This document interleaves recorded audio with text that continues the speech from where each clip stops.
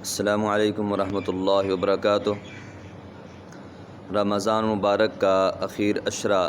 اس کے اندر اللہ پاک نے جہاں اور عبادات رکھی ہیں وہیں اللہ نے ایک رات ایسی بہترین اور اعلیٰ اور افضل بنائی ہے جسے شب قدر کہا جاتا ہے۔ شب قدر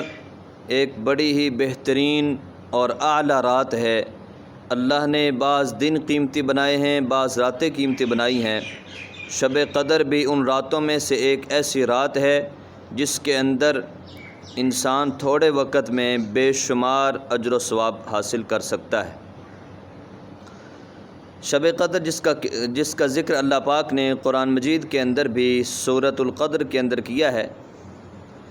اور یہ رمضان مبارک کے اخیر عشرے کی طاق راتوں کے اندر 21ویں، 23ویں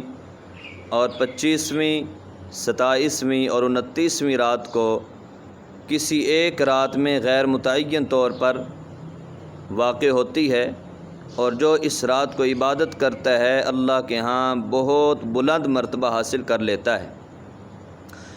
رسول اللہ صلی اللہ علیہ وآلہ وسلم نے پچھلی امتوں میں سے ایک مجاہد کا ذکر کیا کہ جو رات کو عبادت کیا کرتا تھا اور دن کے وقت جہاد کیا کرتا تھا، اور اس نے تقریباً 1000 مہینے تک اس طریقے سے رات کو عبادت کی اور دن کو جہاد کیا کہ اللہ کو بڑا وہ پسند آیا۔ جب صحابہ نے اس کی فضیلت سنی تو ان کو بڑا رشک آیا کہ کاش ہم بھی اس طریقے سے عبادت کر سکتے اور ہم بھی رات اور دن کو اس طرح 1000 مہینے تک عبادت کرنے والے بن جائیں۔ تو اللہ پاک نے سورۃ القدر نازل کر دی اور فرما دیا انا انزلناہ فی لیلۃ القدر وما ادراک ما لیلۃ القدر لیلۃ القدر خیر من الف شہر، کہ یہ 1000 مہینے سے بہترین رات تمہیں میں نے عطا کر دی ہے۔